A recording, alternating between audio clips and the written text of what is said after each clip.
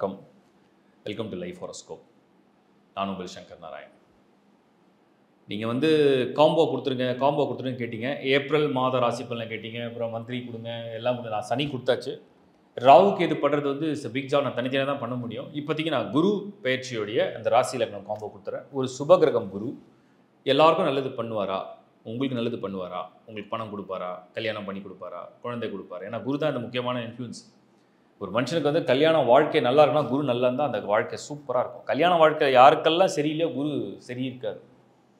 அதே மாதிரி பொருளாதாரம் அப்ஸ் அண்ட் டவுன்ஸ் ஃபினான்ஷியலாக நீங்கள் ஃபேஸ் பண்ணுறீங்கன்னா குரு சரியா இல்லைன்னு அர்த்தம். குழந்தை பாக்கியம், குழந்தை பிறந்து இந்த குழந்தையுடைய வளர்ச்சி, இது எல்லாமே குருவை பேஸ் பண்ணி வர்றது தான். ஸோ அதனால் முக்கியமான 3 காரகத்தை வந்து குரு தான் ஹோல்ட் பண்ணுறார். அவர் பயிற்சி நடக்க போகுது. இப்போ மே மாதம் குரு பயிற்சி மிதுனத்தில் வரப்போகிறார். குரு என்ன செய்ய போகிறார், அது உங்கள் ராசிக்கு எப்படி இருக்குன்னு ஆல்ரெடி கொடுத்துட்டேன், ப்ரிடிக்ஷன் கொடுத்துட்டேன். அது அப்லோட் ஆகிடுச்சு, அதை பார்த்துருக்கீங்க.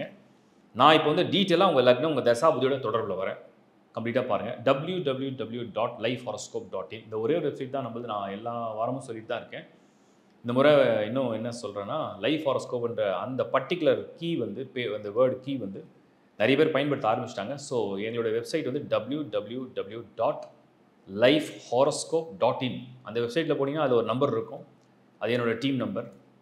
இன்னொன்று டிஸ்பிளே எடுத்துகிற நம்பர் தான் எங்களோட டீம் நம்பர். இது தவிர வேறு எந்த நம்பர்ஸும் எங்களோட நம்பர்ஸ் கிடையாது. இந்த சைட் தவிர வேறு எந்த சைட்லையும் நாங்கள் ப்ரொமோஷனும் பண்ணல.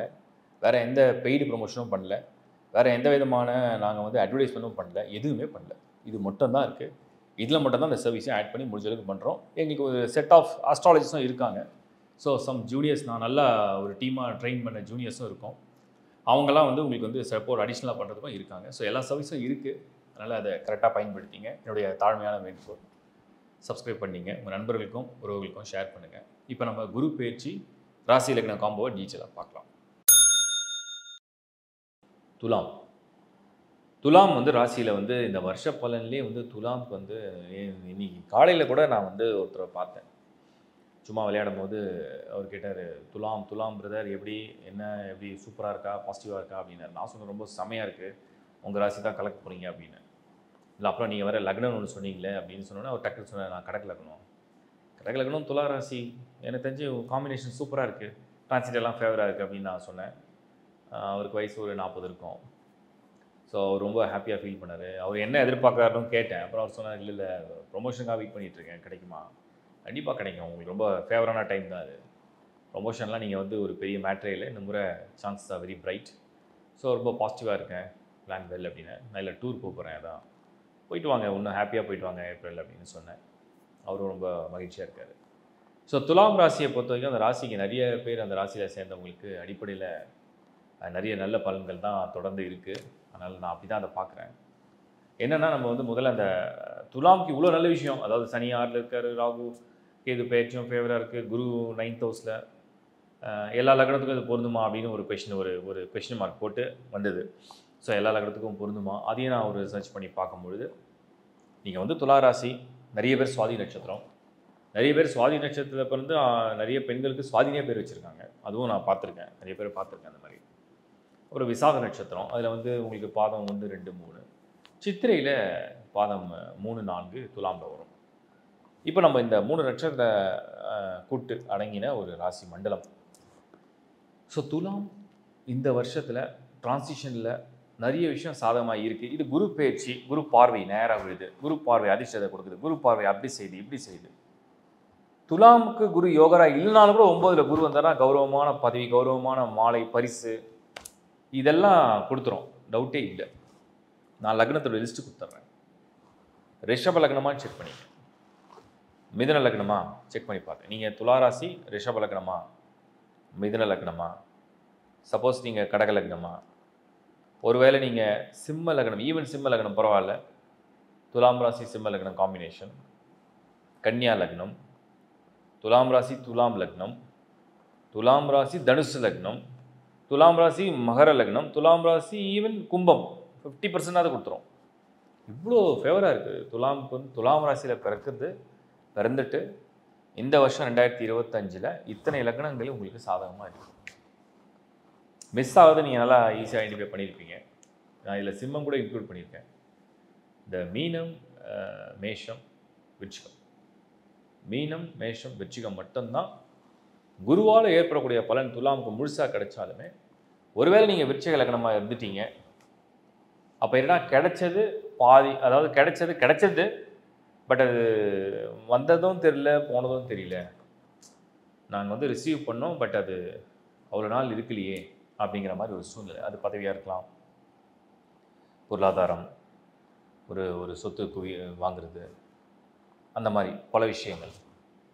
அடுத்தது வந்து அதே மாதிரி மீனம், மேஷம் போராடுது. அது வந்து இந்த லக்னத்துக்கு துலாம் ராசி என்ன தான் ஆர்வத்தை கொடுத்து, என்ன தான் புஷ் பண்ணி, என்ன தான் ட்ரை பண்ணி, என்ன தான் ஹார்ட் ஒர்க் பண்ணாலும் அது கொஞ்சம் போராடிட்டுருக்கு. அப்போ அதுக்குண்டான ஒரு ஃபுல் சப்போர்ட் கிடைக்கல, அதுக்குண்டான ஃபுல் எனர்ஜி வரலன்னு தான் நான் சொல்கிறேன். அந்த மாதிரி இருக்குது. ஸோ இந்த காம்பினேஷனோடு நீங்கள் புரிஞ்சிட்டிங்கன்னா it is easy to understand. துலாம் ராசி அடிப்படையில் ரொம்ப நல்லா இருக்குது. தசா பலனில் ஒருவேளை நிறைய பேருக்கு சனிதசை நடக்கிற வாய்ப்புகள் உண்டு.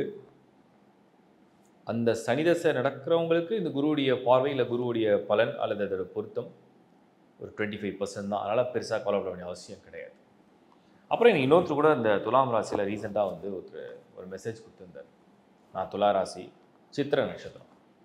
சித்திரை நட்சத்திர பாதம் 4 துலா ராசி. பொதுவாக சித்திரம் வந்து கொஞ்சம் அந்த மேரேஜ் லைஃப்பில் சில பேருக்கு சரியாக அமையலை, சரியாக போகல. அவருடைய மெசேஜ் கொடுத்துருந்தார். Age 43 something, 43 or 44. First marriage வந்து டிவோர்ஸ் பண்ணிட்டாரு. ஸோ ஒரு டிவோர்ஸ் ஆகிட்டு இன்னொரு கல்யாணம் நடக்குமா அவர் கேட்ட கேள்வியாக தான், நடக்குமா நடக்காதா, துலாம் ராசி இப்போ நேரம் நல்லா வருது, நான் பண்ணலாமா, என் பேர்த் சார்ட்டுக்கு நல்லா இருக்குமா அப்படின்னு சொல்லி கேட்டேன். பட் அவர் பேர்த் சார்ட் நமக்கு தெரியாது. அண்ட் அவர் லக்னம் வந்து மென்ஷன் பண்ணியிருந்தார். என்ன லக்னம் அப்படின்னு சொல்லி பார்த்தோம்னா இப்போ அவர் வந்து மீன லக்னம்.